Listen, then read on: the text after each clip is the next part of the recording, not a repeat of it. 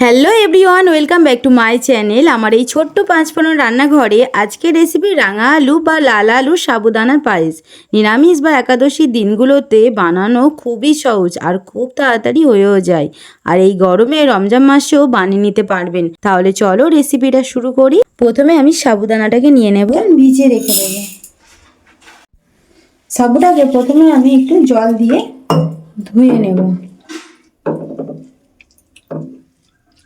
এইভাবে জলটা পাল্টে নেব। এই জলটা, সাবুটা কিন্তু আমি ধুয়ে নিয়েছি। এবারে আমি এই জলটা দিয়ে সাবুটা 2 ঘন্টার মতন আমি ভিজিয়ে রাখবো। প্রথমে লাল আলুটাকে একটু ভালো করে ধুয়ে নিতে হবে। ধুয়ে নেওয়া হয়ে যাওয়ার পরে এই জলটা আমি বাদ দিয়ে দেব।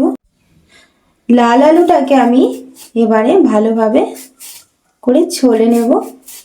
তোমরা যেরকম বানাবে সেই মতনই কিন্তু লাল আলু নিও। লাল আলুটা আমার ছোলা হয়ে গেছে। এবারে আমি এটাকে গ্রেট করে নেব গ্রেটারের মাধ্যমে। এইভাবে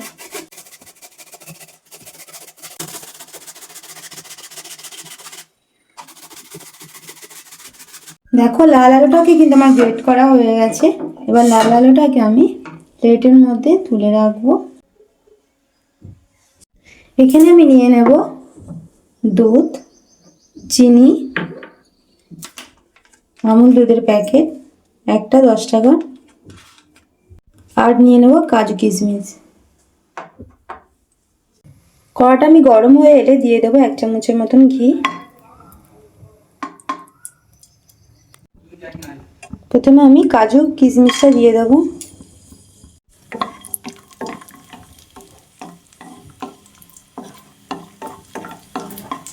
কাজু কিশমিশটা ভেজে নেব। প্রথমে কাজু কিশমিশটা আমার ভাজা হয়ে গেছে, তুলে রাখবো। দিয়ে দেবো একটা তেজপাতা, দিয়ে দেবো লাল আলু,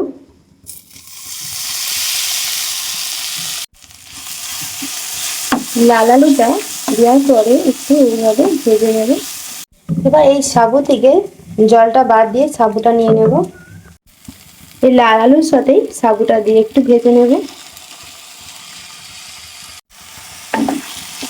এইভাবে সাবুটা আর লাল আলুটা আমি ঘিয়ের মধ্যে একটু ভেজে নিতে হবে।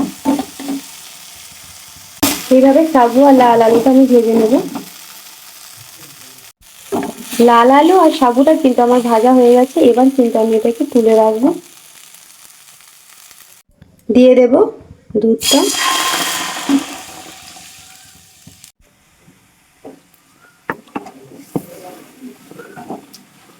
এইভাবে দুধটা যখন ফুটে আসবে,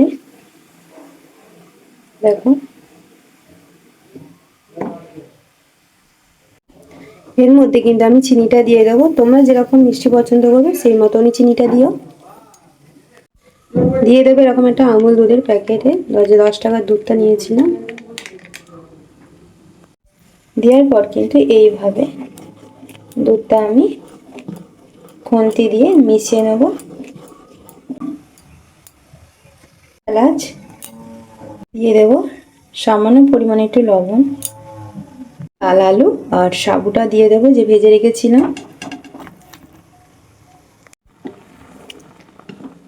দেওয়ার পর কিন্তু এইভাবে একটু খুন্তি দিয়ে নেড়ে দিতে হবে।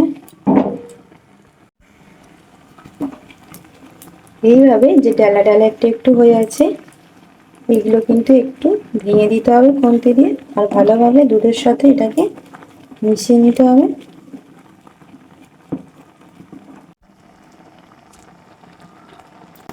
এইভাবে দেখো আস্তে আস্তে আমার কেমন বসে যাচ্ছে পায়েসটা না।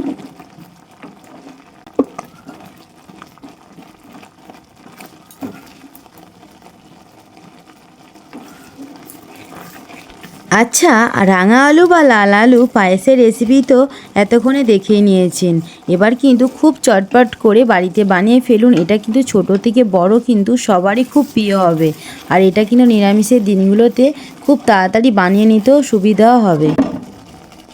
দেখো এবার কিন্তু আমার পায়েসটা পুরোপুরি রেডি।